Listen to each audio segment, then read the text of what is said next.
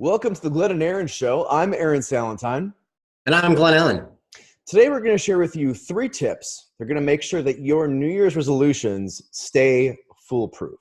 Now, I don't know about you, Glenn, but I have started some New Year's resolutions this year, and already they're kind of off to a rocky start. How about you? So I'm not really into New Year's resolutions. I do sort of like a New Year reset. I'm always kind of pursuing some goal. So I don't like to kind of just use the year as the point and set it like a resolution. But there are some things that I did start right at the beginning of this year. And, one of them is consistently doing this show with you. Okay. And another one is I wanted to change my diet after the holidays. Yeah, right. Yeah, well, I'm right with you. I gained a good amount of holiday pounds, and so that's right where I'm at, is trying to eat right, and it is really difficult.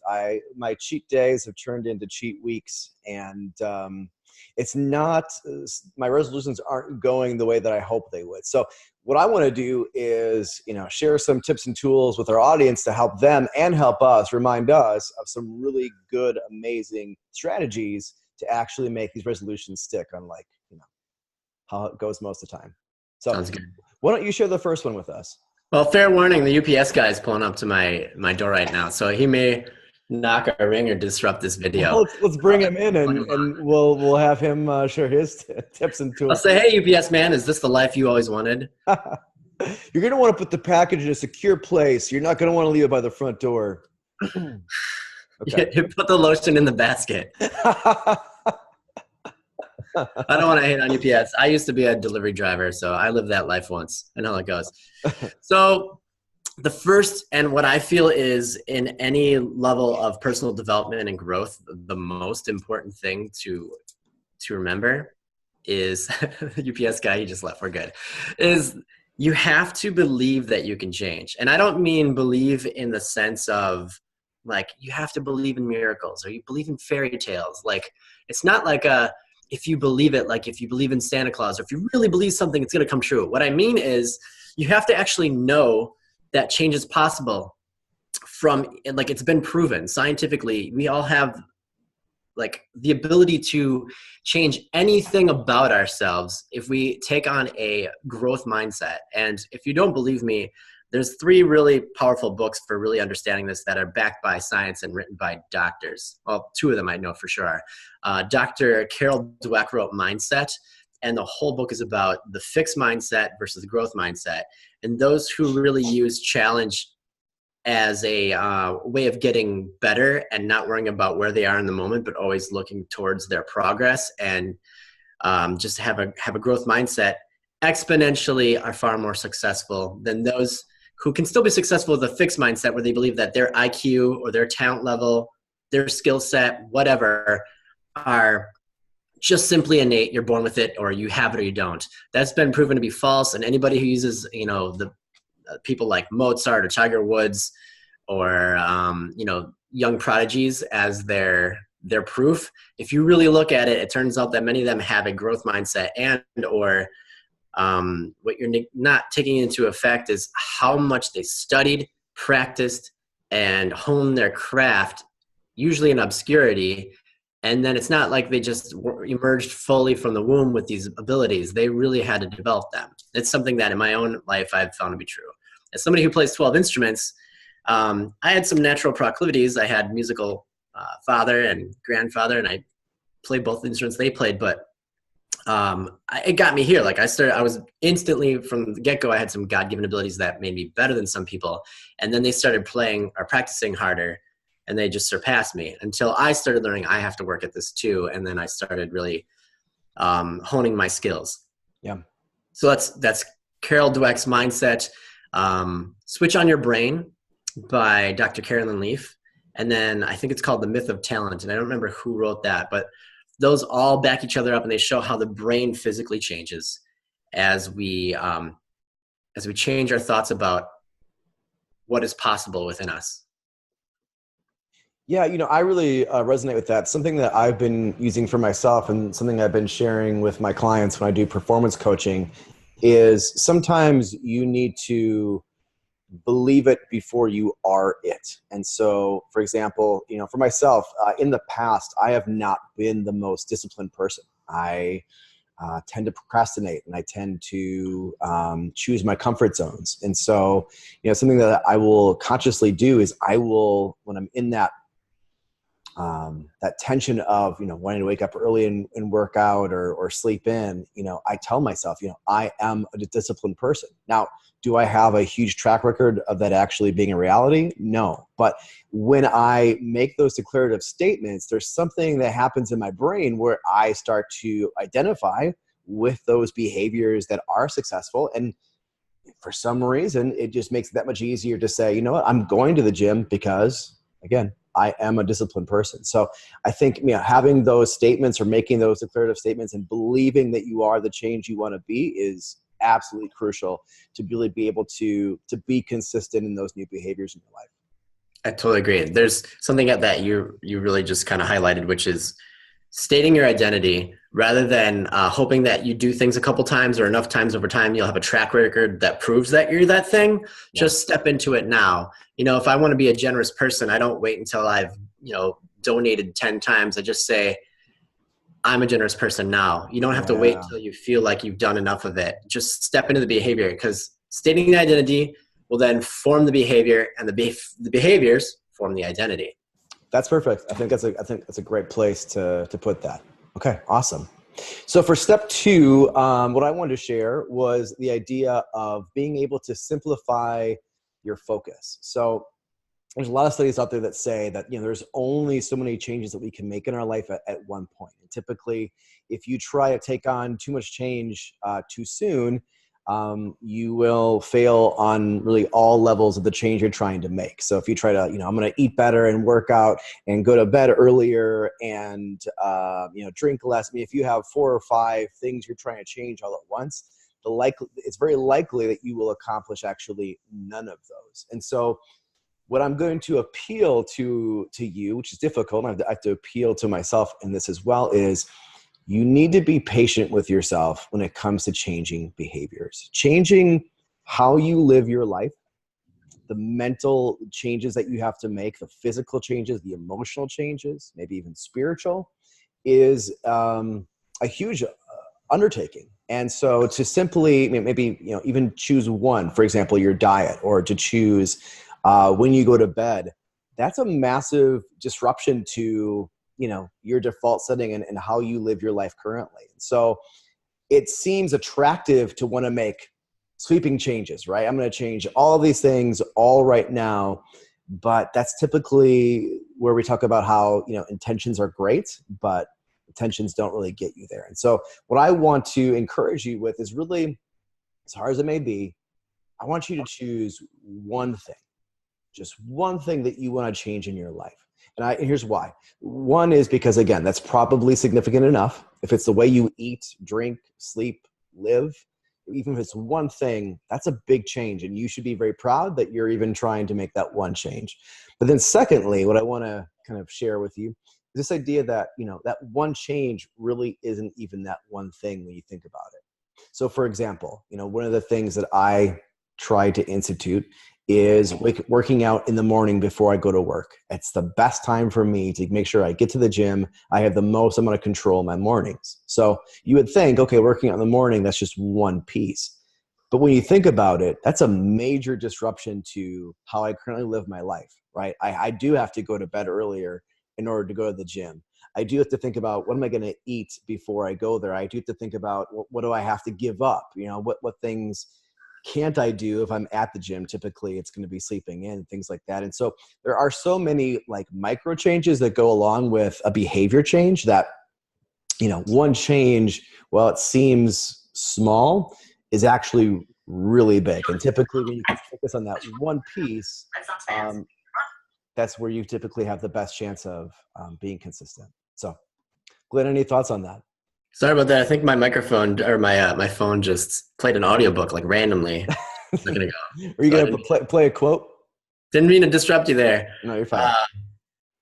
Anyway, yeah, I like to always bring it back to books.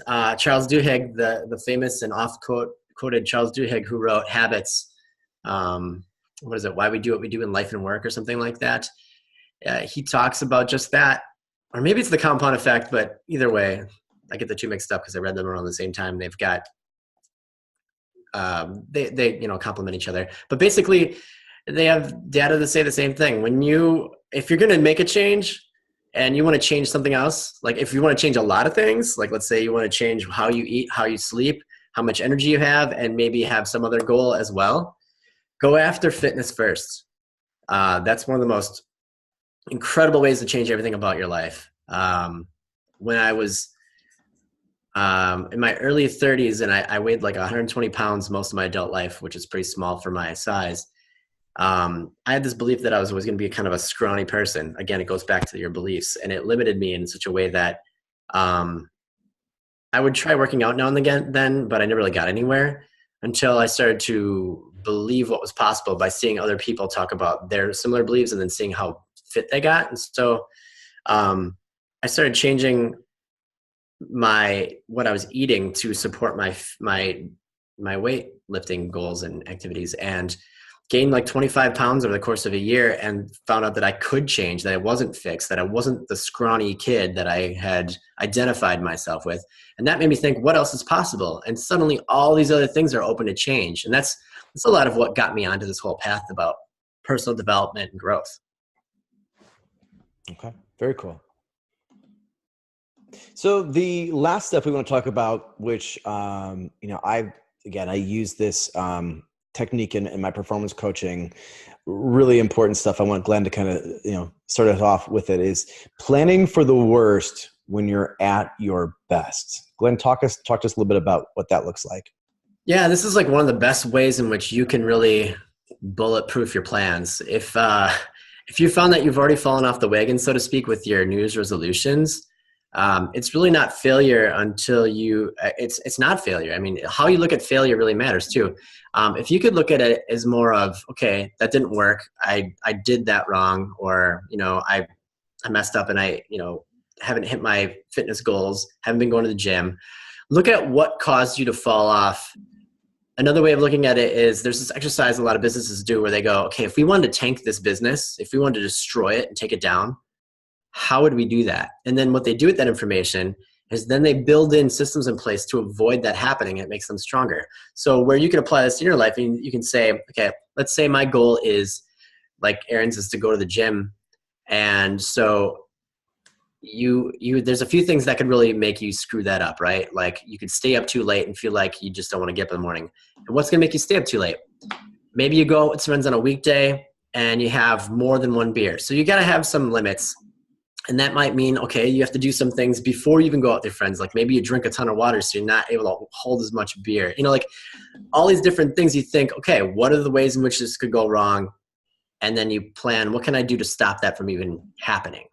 Mm-hmm. Do you have any, friction ideas that you use that are helpful for this? Yeah, absolutely. So I know for like myself, one of the hardest things for me, man, is food. There are times, especially like when I go out to eat, I just find myself, ordering food that I shouldn't, that is, like going to set me back in terms of my own goals.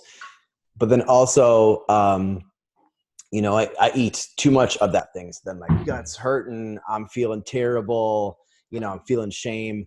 And so one of the things that I have found that's really helpful is, planning for that moment before you're in that moment. Because when I am staring at a menu, I'm super hungry and I see this like delicious burger, especially when they have the pictures, it's always even more tantalizing. I'm just going to typically be more prone to saying yes to that, right? Okay, sure. Yeah, I'll eat that burger, eat it all, and then I feel shame, right? The idea is, okay, the night before, or like right now in this space, I'm thinking about my goals, I should be thinking, okay, what am I going to do the next time I'm at a restaurant and I'm really hungry and I want to eat something just really bad for me, right? What do I do? What are some steps? And so, I might, for example, this is something I do now, which has been really helpful.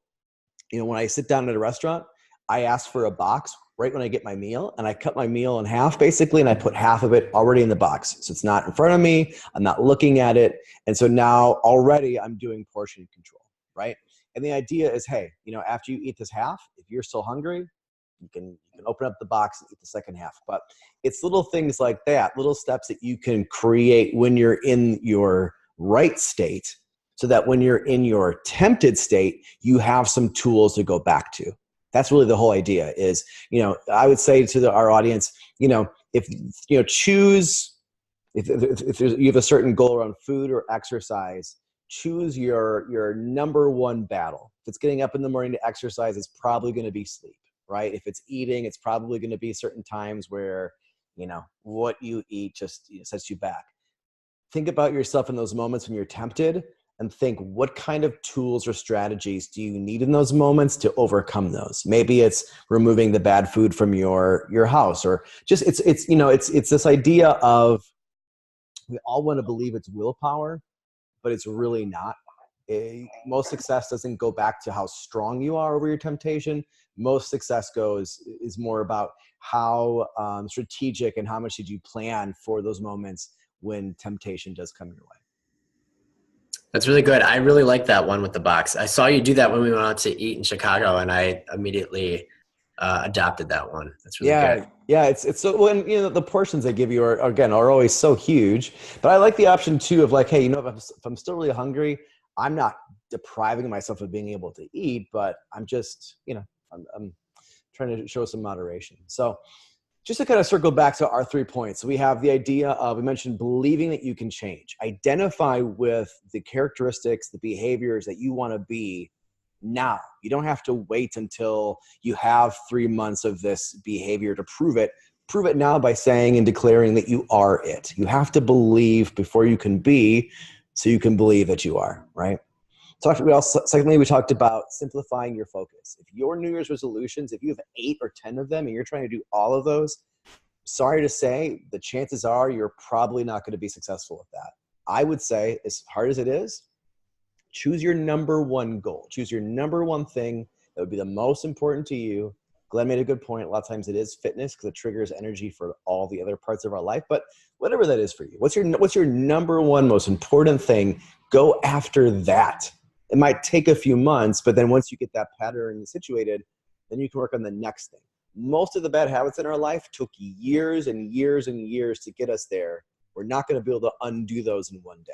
And if you try to undo all those things in one day, you're probably not going to get anywhere, right? And then the last thing is planning for the worst when you're at your best. When you have a clear mind, when you have a clear head and you're thinking about, okay, I know I want to get this done, but I also know that, man, when I'm hungry, when I'm tired, when I'm whatever, it's going to be a challenge. Think, all right, what are 3 things? What are 3 tools?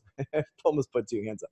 What are 3 tools that you can have at your disposal to actually equip yourself to win over in those moments? Because I can, again, almost guarantee you just having strong enough willpower isn't going to be enough.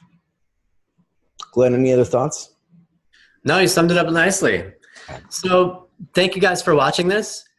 Do us a favor, and if you like this content, we're going to be doing this every Thursday, so please subscribe to our channel. We'll be giving you more videos about how to get unstuck and become unstoppable. All right. Thanks so much, guys.